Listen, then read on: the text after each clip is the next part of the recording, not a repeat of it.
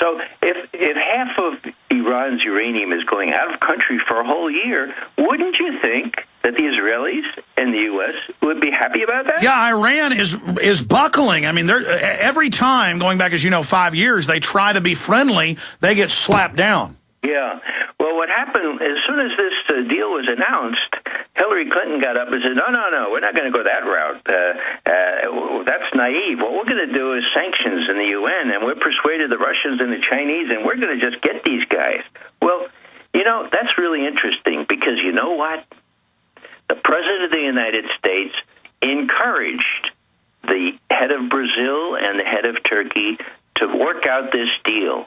And we have that in a letter from President Obama. You won't find this in the New York Times, by the way, but if you look in the Sao Paulo press there in Brazil, you'll see the text of a letter from the President of the United States, which says to the President of Brazil, from our point of view, a decision by Iran to send half of its low-enriched uranium abroad would generate confidence and reduce regional tensions by cutting Iran's stockpile. So we're about to break, but to interrupt, correct me if I'm wrong, basically it's showing there's a fight going on inside the Obama administration, and that they were trying to do something reasonable, but somebody else has come in and said, Yeah, that's not going to wash in November, they said, because the lobby will object to that.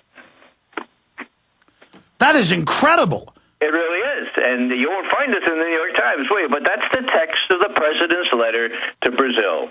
And Hillary Clinton and the other neocons and those particularly susceptible to influence from the Likud lobby have put the kibosh on what should be a very, very favorable, very encouraging development, namely for Iran to ship half of its uranium out of country. So we're coming back with only 5 more minutes, but just fast when we come back. What's the game plan then? The game plan is regime change. That's what they care about. And anything that will make Ahmadinejad look more reasonable or make Iran look better, they're against, because they don't care about the uranium. They care about regime change.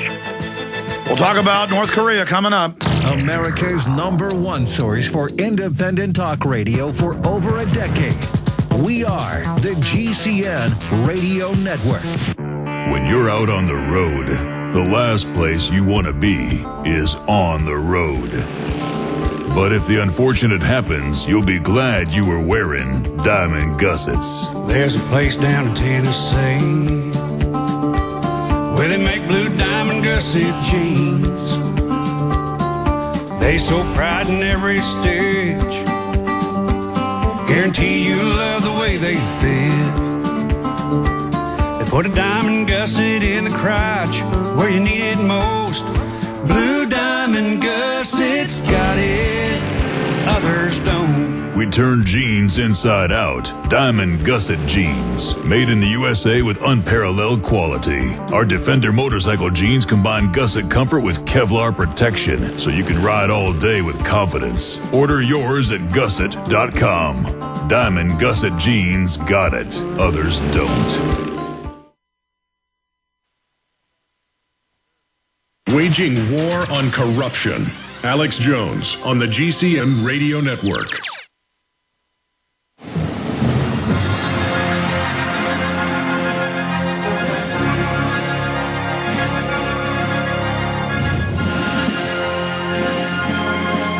All right, we got the runner-up for Miss USA on, who lost because she is for states' rights. She's going to be joining us in the next segment. Ray McGovern, you've got the floor, former CIA top analyst to the presidents. You wanted to finish up with the neocons admitting it's not about nukes in Iran, and then briefly the situation on the Korean Peninsula. Sure. I think the most recent, very clear indication of what bothers the neocons and the Israel lobby is in Tom Friedman's. He's a very much pro-Israel fellow. His op-ed in the New York Times yesterday, he's got a couple of lies in it. He says experts say that they still have enough uranium to do a nuclear weapon. That's wrong. The intelligence community does not say that. He also suggests that the Iranian facilities are not under UN inspections. That's wrong. What makes it clear is he's not interested in the uranium. He's interested in regime change, and he finishes up with that appeal.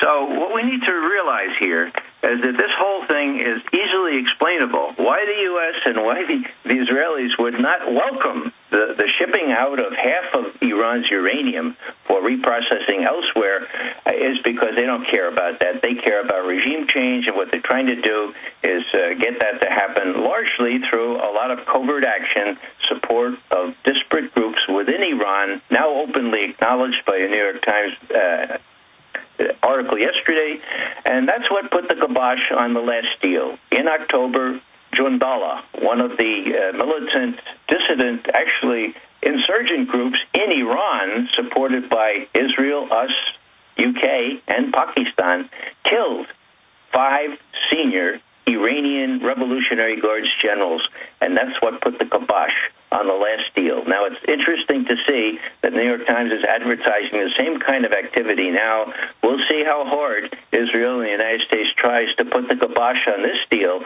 which really should go through and would obviate the necessity. So they're moving us towards war, doing everything they can to sabotage a peace process, and this will go down in history either way. Oh, wait, 2 minutes left, sir. North Korea. Well, Alex, it's really interesting because we don't have the whole story on what happened.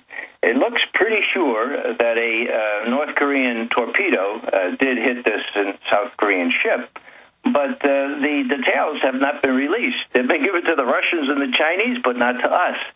The problem is that there's an armistice. There's not a peace agreement, and there are disputed territories. There are North Korean and South Korean fishermen fighting over crabs every year, and this is the season.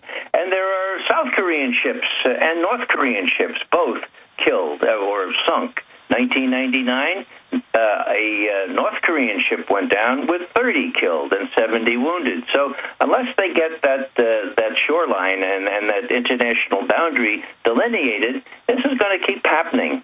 So this should not be blown out of proportion, and still less should Hillary Clinton use the same language used by Dean Acheson back in 1950, that this is, quote, unprovoked aggression, end quote. It may be a provocation. It may be retaliation. We just don't know yet. But we know Kim Jong-il looks like a scarecrow, looks like death warmed over. So any time we could see a collapse of the regime, and who knows how that'll go. So it's another powder keg. That's exactly right. No one really knows what's going on within that country, and so it's really hard to guess as to what the motivation might have been, other than the normal sort of jousting, the normal trying to head off ships from the other country. Well, that's good news to hear that you're not as concerned about North Korea as the media has been hyping it to be. So we'll continue to watch that. I appreciate you coming on to cover what's happening all over the planet and the geopolitical breakdown. And I look forward to talking to Ray McGovern, a retired former senior CIA analyst, to the presidents. God bless you, sir. Thank you. You're most welcome. All right, ladies and gentlemen, I'm very excited about our next guest, and we are going to open the phones up for her. A lot of supporters out there. Miss Oklahoma, the runner-up in Miss USA, and the media reported she would have won if she'd have been against states' rights. She'll be joining us coming up. We'll be right back. Infowars.com.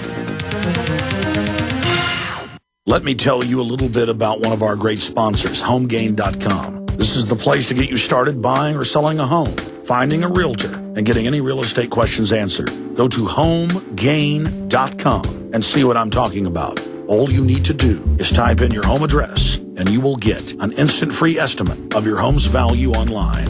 This is a great way to be able to monitor the value of your home. And again, it's absolutely free. There are tons of tools to help you.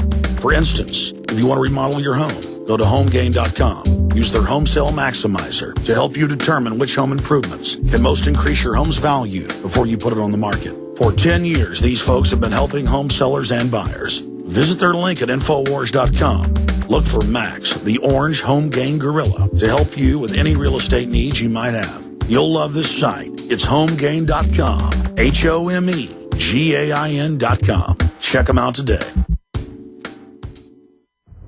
Hello, this is Alex Jones with some important questions. If you're going into a battle and they give you a rifle and a sidearm, how much ammunition do you want? My answer would be all I can get. In the battle for freedom and the lives of your loved ones, food is your only ammunition. How much do you want? When do you want it? Now or after the battle starts? When will you need it? Can you buy it without proper identification? Will there be any food? Will it make your children sick? If there's a quarantine and you can't feed yourself, will you go to the gathering center and be immunized? You wipe out all these problems if you have a good food supply. Food is your ammunition to fight for your freedom and your life. How much will you need? We don't know. How much do you want? All you can get. I'm Alex Jones. I want all of you good guys to live to fight another day. Call 1-800-409-5633 or check it out on the web at efoodsdirect.com. Again, that number, 1-800-409